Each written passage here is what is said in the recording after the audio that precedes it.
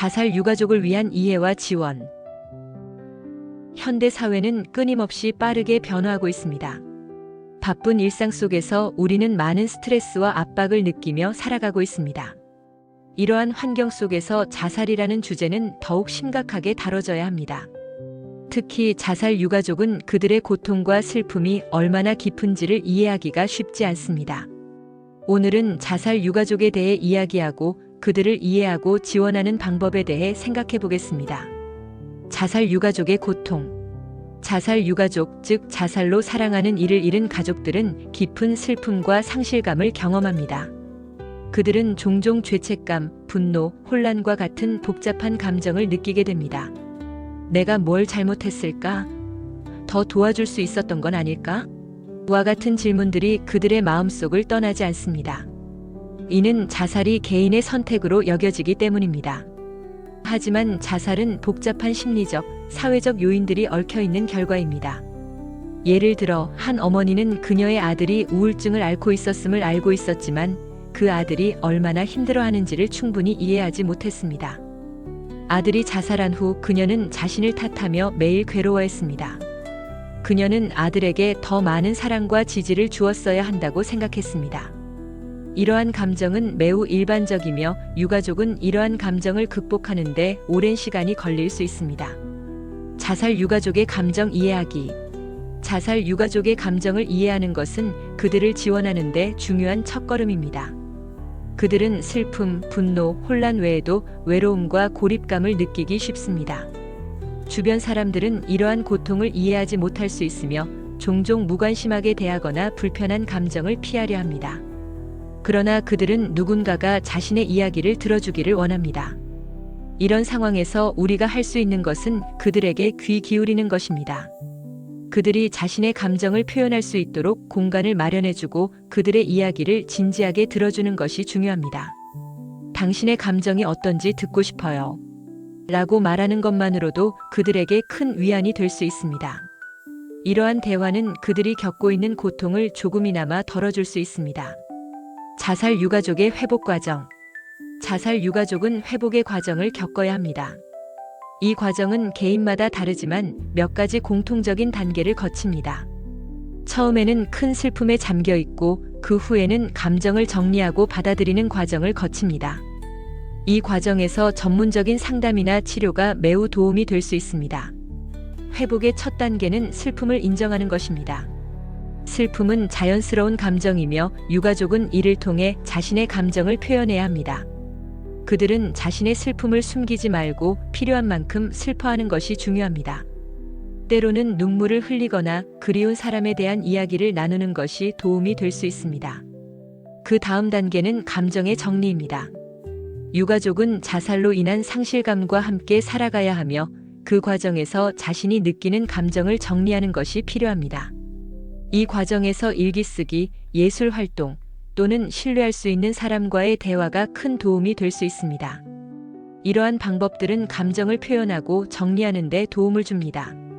지원과 도움의 중요성.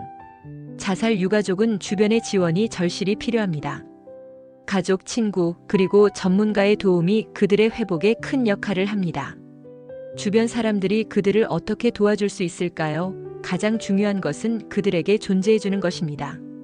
그들이 필요할 때 곁에 있어주고 그들의 이야기를 들어주는 것이 큰 위안이 됩니다.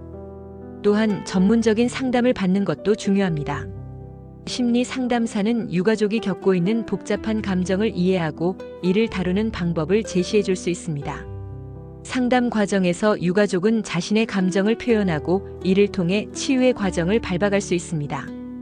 예를 들어 상담사는 유가족이 느끼는 죄책감이나 분노를 이해하고 이를 건강하게 표현하는 방법을 안내해 줄 수 있습니다. 사회적 지원의 필요성. 사회는 자살 유가족을 지원하기 위해 더 많은 노력을 기울여야 합니다.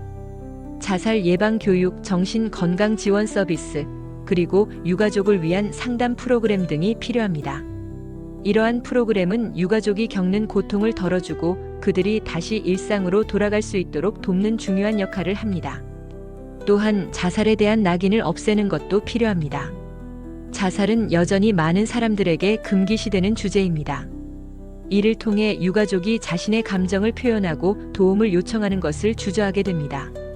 따라서 우리는 자살에 대한 열린 대화를 통해 이러한 낙인을 제거하고 유가족이 더 편안하게 지원을 받을 수 있는 환경을 만들어야 합니다.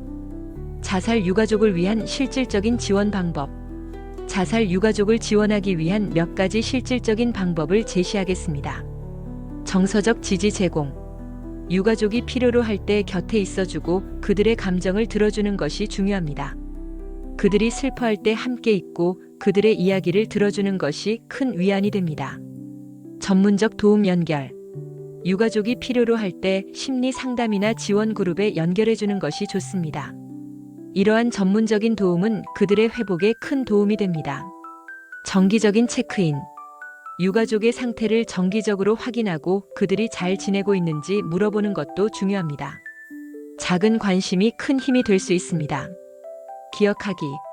고인을 잊지 않고 기억하는 방법을 함께 고민해 보세요.